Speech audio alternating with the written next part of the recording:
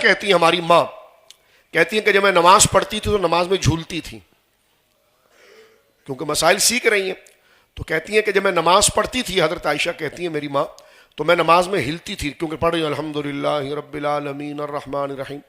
کہتے میرے والد حضرت ابو بکر صدیق نے مجھے دیکھا تو بہت سختی سے ڈانٹا، بہت سختی سے مجھے ڈانٹا، قریب تھا کہ میری نماز ٹوٹ جاتی. یعنی میں تو نماز پڑھ رہی تھی اور میرے ابو قریب سے گزرے حضرت ابو بکر، اور مجھے دیکھا کہ میں نماز پڑھ رہی ہوں تو تھوڑی جھول رہی ہوں، تو باہر سے اتنی سختی سے ڈانٹا کہ قریب تھا کہ میری نماز ٹوٹ جاتی. تو حضور حضرت ابو بکر صدیق نے فرمایا کہ رسول اللہ صلی اللہ علیہ وسلم کو میں نے فرماتا وہ سنا کہ جب تم میں سے کوئی شخص نماز پڑھ رہا ہو تو تمہارے اعضاء ساکن ہونے چاہیے، جیسے لکڑی گاڑ دی گئی ہو اس طرح بندہ کھڑا ہو. اور آگے فرمایا کہ رسول اللہ نے فرمایا کہ جب نماز پڑھو تو تمہارا بدن بالکل ساکت ہونا چاہیے اور نماز میں یہودیوں کی طرح آگے پیچھے نہ ہو. یہودی جب پڑھتا ہے تو وہ آگے پیچھے ہو رہا ہوتا ہے، فرمایا اس طرح نہیں ہونا، یہ یہودیوں کا طریقہ ہے، آگے پیچھے نہیں ہونا. مومن جب عبادت کرتا ہے فرمایا کیونکہ تمام اعضاء کو ساکن رکھنا، اور یہ بالکل جیسے لکڑی گاڑ دی گئی ہے ساکن رکھنا، یہ نماز کی روحانی واجبات میں سے ہے. اگر یہ سکون نہیں ہوگا تو نماز قبول نہیں ہوتی ہے. یہ حدیث پاک میرے اور آپ کے سامنے مکمل تصویر پکچر کلیئر کر رہی ہے کہ قرآن جو کہہ رہا ہے نماز میں خشوع پیدا کرو، وہ کیفیت کیا ہے جو حضرت ابو بکر صدیق نے حضرت عائشہ سے تلقین فرمائی. وقت ختم ہو رہا ہے، میں ایک بات عرض کر دوں. امام حکیم ترمذی رحمہ اللہ نے نواد الاصول میں یہ بات بھی ذکر فرمائی کہ حضرت ابو ہریرہ رضی اللہ تعالیٰ عنہ سے روایت ہے کہ رسول کریم صلی اللہ علیہ وسلم نے ایک شخص کو دیکھا جو نماز میں داڑھی سے کھیل رہا تھا. نماز پڑھ رہا ہے، سجدے کی طرف نظر ہے، سب کچھ ہے، لیکن داڑھی سے کھیل رہا ہے. تو حضور علیہ السلام نے فرمایا اگر اس کے دل میں خشوع ہوتا تو اس کے اعضاء پر بھی خشوع ہوتا، اس کے دل میں اللہ کی تعظیم ہوتی تو یہ حرکت نہیں کر رہا ہوتا. تو میں اور آپ ان چیزوں کو ٹٹولے اور خاص طور پر اس پر دیکھیں کہ میری اور آپ کی نماز کیسی ہے. ہم صحیح بیٹھ سکتے ہیں لیکن مسجد میں ہم نے ٹیک ہی لگانا ہے، ٹانگیں ہم نے پھیلانی ہے، وضو وہاں کرنا ہے، سارا پانی گرانا ہے. تو یہ ابا کا گھر نہیں ہے، خدا کا گھر ہے. ہم کان پکڑ کے آپ کو مسجد سے باہر نکال دیں گے.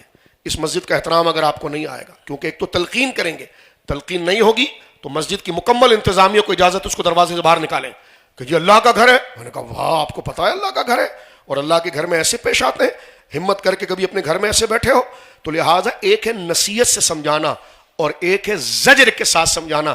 اس کی وجہ یہ ہے، یہ ڈانٹنا ڈپٹنا غصہ نہیں ہوتا ہے، ہماری اصلاح ہوتی ہے کہ ہمیں پتا چلے کہ ہم نے کرنا کیا ہے اور ہم کس طرح کی بے ادبی اور ناشکری کر کے اپنی آخرت کو تباہ کر رہے ہیں.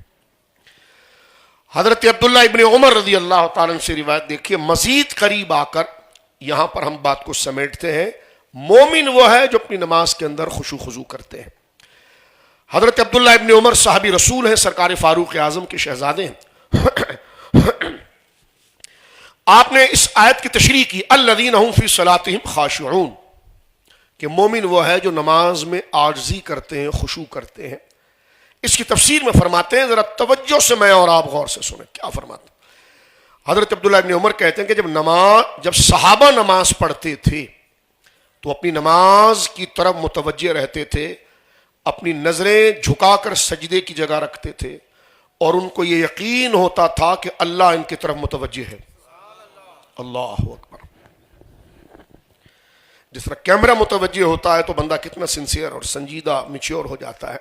تو فرمایا کہ صحابہ کرام، عبداللہ ابن عمر کہہ رہے ہیں کہ جب صحابہ کرام نماز پڑھتے تھے تو اپنی نماز میں وہ متوجہ رہتے تھے اور اپنی نظریں جھکا کر سجدے کی جگہ پر رہتے تھے اور ان کو یہ یقین ہوتا تھا کہ اللہ رب العالمین ہماری طرف متوجہ ہے.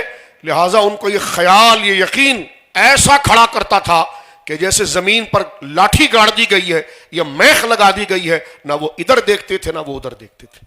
کسی دن میں اور آپ ایک نماز ایسی پڑھ کر دیکھیں تو سارا دن اگر بدن سے خدا کی محبت کی خوشبو نہ آئے تو پھر کہیے وہ خیال. لیکن ہم اس طرف آتے نہیں.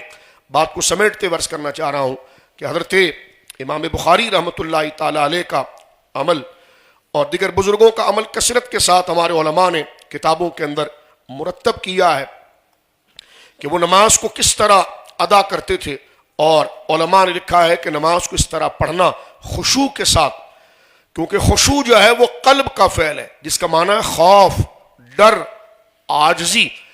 دل میں اگر خوف اور ڈر اور عاجزی ہوگی تو انسان کا بدن جو ہے وہ مکمل طور پر زمین پر ساکن رہے گا۔ ہمارے بزرگوں کا عمل، ظاہر سی بات ہے بزرگوں اسلاف کو پڑھا اس لیے جاتا ہے کہ ہمیں کوئی ایگزامپل چاہیے ہوتی ہے، تاکہ ہم اس کے ذریعے، پریکٹیکل کے ذریعے اپنے اندر اس کیفیت کی جھلک کو لے کر آئیں۔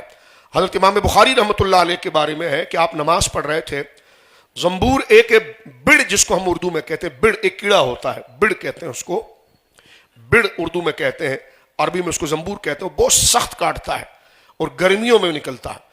امام بخاری رحمۃ اللہ علیہ نماز پڑھ رہے تھے اور آپ کے گریبان سے بڑ جو تھا، سادہ دور تھا، مٹی کا گھر ہے، تو وہ آ کر آپ کی پیٹھ پر چپک گیا اور اس نے جسم کے بعد میں جب دیکھا گیا تو 17 کے قریب اپنے ڈنگ مارے ہیں، لیکن امام بخاری رحمۃ اللہ علیہ نے نماز کو نہیں توڑی، نہ ادھر ہاتھ لے جا کر اس سے خارش کی، نہ اس کو ہلایا۔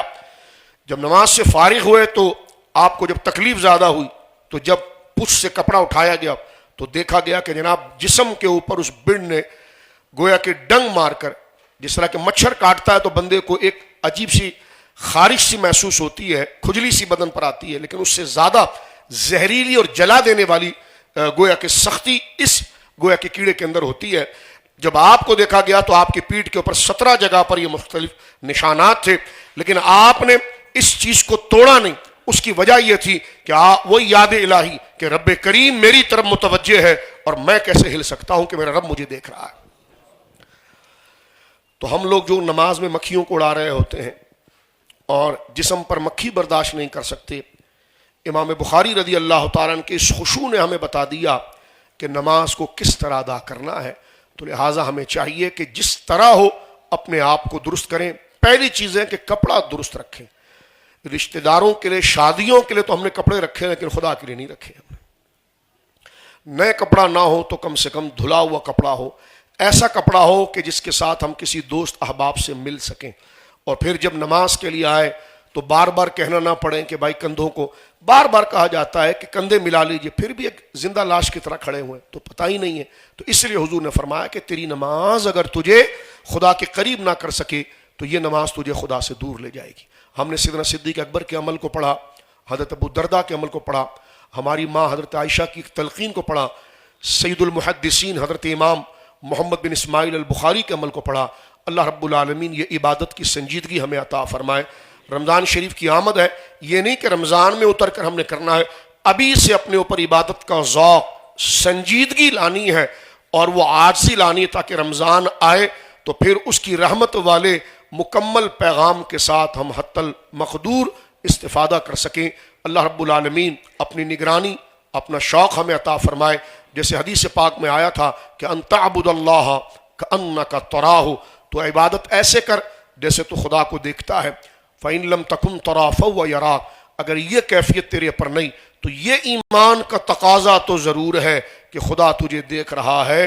اس فکر کو پیدا کر۔ اللہ رب العالمین نماز کی ظاہری کیفیت کے ساتھ نماز کی یہ باطنی روح جو عبادت کو عبادت بناتی ہے، اس طرف مجھے اور آپ کو توجہ کرنے کی اور اکابر کے اس فیضان سے ہمیں متمتع فرمائے۔ وآخر دعوایا الحمدللہ رب العالمین۔